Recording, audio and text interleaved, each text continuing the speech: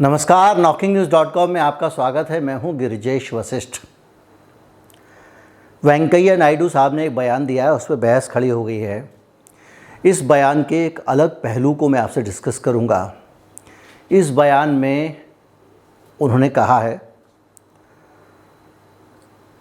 कि जो भगवाकरण है शिक्षा का, उसमें गलत क्या है।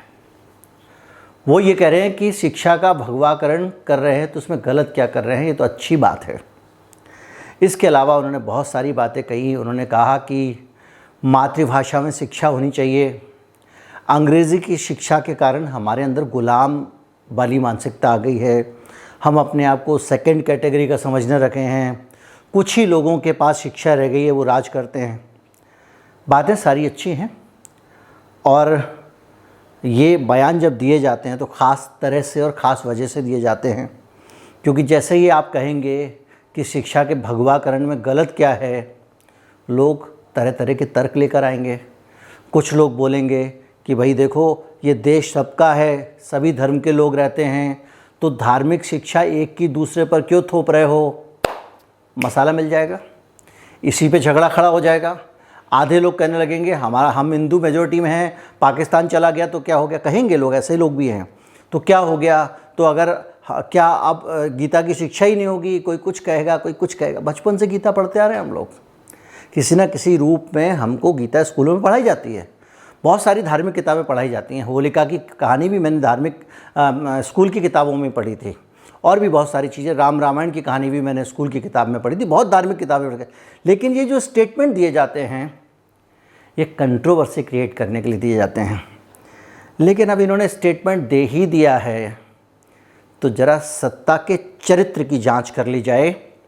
ज़रा ये पता किया जाए कि ये जो बयान दे रहे हैं उसके पीछे ये खुद क्या है। भारत के उपराष्ट्रपति के बयान की आज चीरफाड़ होगी। उनकी ही पार्टी की नीतियाँ आपके सामने रखी जाएंगी। कहीं मत जाइए, चैनल को सब्सक्राइब कर लीजिए। अगर आप हमें धनराशि देना चाहते हैं, हमारा UPI ID डिस्क्रिप्शन में मिलेगा। इसके अलावा आपको एक बार कोड स्क्रीन पर दिखाई देगा। उस बार कोड के ज़रिए स्कैन करके भी आप भुगतान कर सकते हैं। मैं अभी आया, कहीं मत जाइएगा।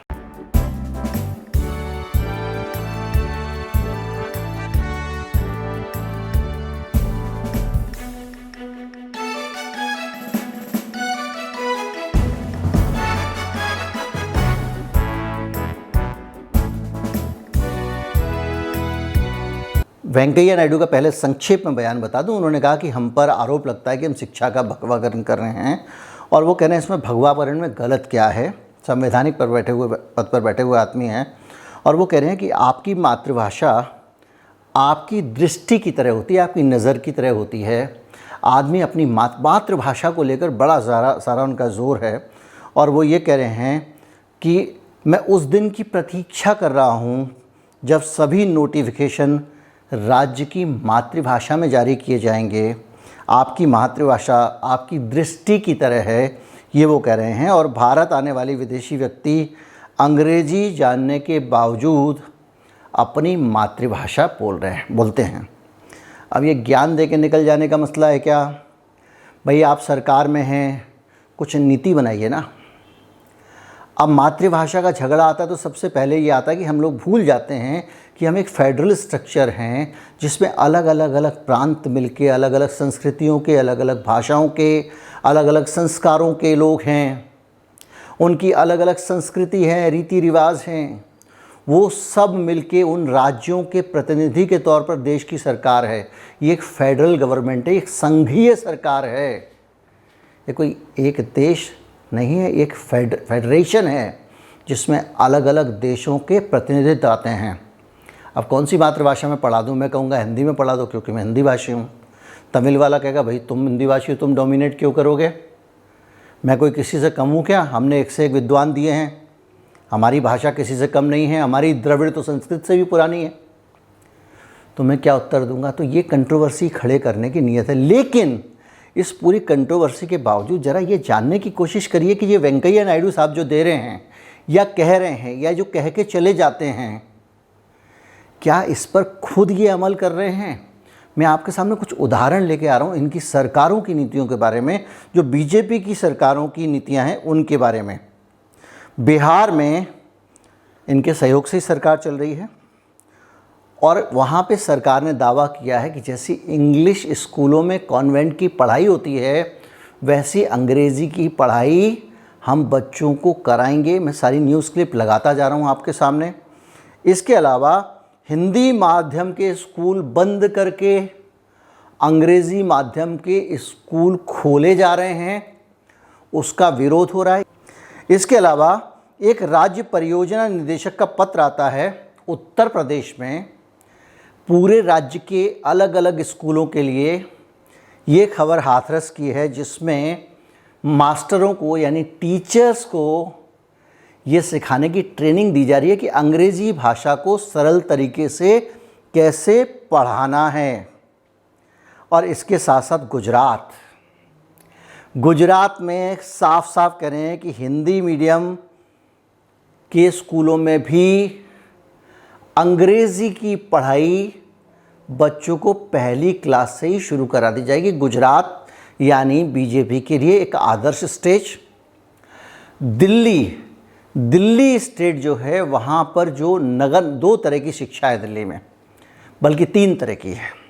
केंद्रीय विश्वविद्यालय भी है दिल्ली में, इसके अलावा दिल्ली सरकार का विश्वविद्यालय भी है और उसमें इसके अलावा दिल्ली सरकार के हायर सेकेंडरी स्कूल भी हैं। और प्राइमरी एजुकेशन जो है दिल्ली की वो नगर निगम के पास है और बीजेपी नगर निगम में शासन करती है। और लंबे समय से बीजेपी बार बार ये घोषणा करती आ रही है और इस बार उन्होंने फिर ये घोषणा की है कि दिल्ली के सरकारी स्कूलों में, ईस्ट दिल्ली के नगर निगम के स्कूलों में पहली कक्षा से ही हम अंग्रेज़ी पढ़ाएंगे। ये सब भाषण दे रहे हैं, अंग्रेज़ी नहीं चलेगी। और ये इसलिए दे रहे हैं भाषण और भगवाकरण पे भाषण दे रहे हैं कि लोग इसका विरोध करें, कंट्रोवर्सी खड़ी हो, भक्तों का खून खौल जाना चाहिए टाइप का एक, जिसको कहते हैं कि क्रिएट कर देंगे एक नैरेटिव, लोग उसमें उलझ जाएंगे। पढ़े लिखे लोग कहेंगे नहीं ये नहीं हो सकता, एक धर्म की शिक्षा कैसे दे सकते हो, दूसरे पे थोप रहे हो, देश का फेडरल स्ट्रक्चर ये है, फलां है, डमका है। उसका फ़ायदा उठा के इन पढ़े लिखों के खिलाफ भी कैंपेन चला देंगे, बुद्धिजीवियों को अर्बन नक्सल बोल देंगे। लेकिन खुद के चरित्र को देखिए, क्योंकि इनको खेल करना है, सीरियस नहीं है उस चीज़ को लेकर। हालत ये है, मैंने आपको बताया नगर निगम का हाल ये है, हर जगह आप देखते जाइए। गुजरात का मैंने आपको बता दिया। अब आपको बताता हूँ कि कंट्रोवर्सी होती है तो कैसे होती है और कंट्रोवर्सी कैसे की जा रही है। अभी हाल में स्कूलों में यूनिफॉर्म में हिजाब को हटा दिया गया। मैंने वीडियो बनाया था, आपको बताया था कि इस देश में इतिहास है, स्कूलों में हिजाब चलता रहा, लंबे समय से चल रहा है, लेकिन सरकार ने हटा दिया। अब हाई कोर्ट के जज साहब थे, उन्होंने भी एक मसाला दे दिया। सुप्रीम कोर्ट में जो होगा वो आप भी देखेंगे और हम भी देखेंगे। लेकिन बहरहाल अब वहाँ एक नया एंगल आ गया है। हिजाब पे मामला नहीं रुकने वाला था, ये सब जानते थे, क्योंकि नीयत हिजाब हो या ना हो इसकी नहीं है। हिजाब किसी भी व्यक्ति के परंपरावादी पुराने सोच का होने का प्रतीक है, उसको त्याग देना चाहिए। ऐसी चीज़ें, घूंघट, हिजाब या जो भी चीज़ें हैं, अब वो शील का मामला कहें, जस्टिफिकेशन सबके पास में है, सबके पास जस्टिफिकेशन हो सकते हैं। ठीक उस तरह से जैसे कि अब गीता को, जो मुख्यमंत्री हैं कर्नाटक के, उन्होंने कह दिया कि गीता पढ़ाई जाएगी अब स्कूलों में। अब स्कूलों में श्रीमद् भागवत गीता का आप पाठ पढ़ा रहे हैं, तो आपकी तरफ से श्रीमद् भागवत गीता की पढ़ाई बड़ी अच्छी पढ़ाई है भाई, अच्छी बात ही सिखा रहे हैं, हम तो आपको गीता सिखा रहे हैं, ये कर रहे हैं, वो कर रहे हैं। अब अगर पाकिस्तान में कोई कहे कि हम कुरान सिखा रहे हैं, कुरान पढ़ाएंगे सबको, तब तो समझ में आता है फ्यूडल स्टेट है, पिछड़ा स्टेट है। अब अगर भारत में ये होने लगेगा और सामने वाला कह रहा है कि हमारे संस्कार तो कहते हैं हिजाब पहनना चाहिए, आप कहते हो हमारे संस्कार कह रहे हैं गीता की बात माननी चाहिए, तो ऐसे हर आदमी अगर अपना अपना एक एक संस्कार लेके घूमेगा तो जीवन कैसे चलेगा, ये एक सोचने की बात है। और इसीलिए मैं आज आपके सामने वो हिपोक्रेसी के उदाहरण लेके आया हूँ। और ये जो हिपोक्रेसी के जितने भी उदाहरण हैं, ये उदाहरण बता रहे हैं कि 24 नज़दीक आ गया है, बड़ी सारी 24 की तैयारियां शुरू हो गई हैं। अभी हाल में आपने एक तड़कती भड़कती फिल्म देखी होगी जिसने जहर बो दिया, जिसके कारण दिल्ली में पुलिस को अलर्ट कर दिया गया, अनेक जगहों में पुलिस को अलर्ट कर दिया गया कि दंगे ना हो जाए, और इसके साथ साथ देश भर में अनेकों स्थान पर छोटे बड़े दंगे कराने की कोशिश की गई।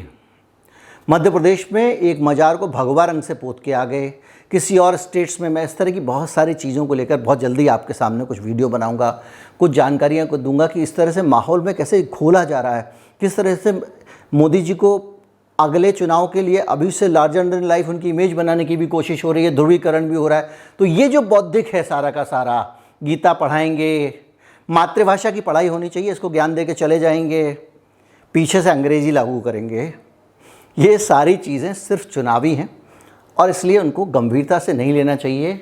भगवाकरण में गलत क्या है, एक बहुत भोला सा प्रश्न है जिसका उत्तर समझाने के लिए बहुत सारा बुद्धि चाहिए, और वो उत्तर ये जो बोल रहे हैं भोला सा सवाल, ये भी जानते हैं, ये भी एड़ा बन के पेड़ा खा रहे हैं।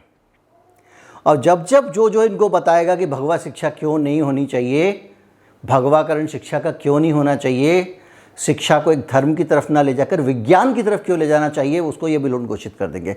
ये है गेम प्लान, और ये हर चीज़ का इसी तरह का गेम बनाते रहते हैं। मुझे लगता है वीडियो आपको अच्छा लगा होगा।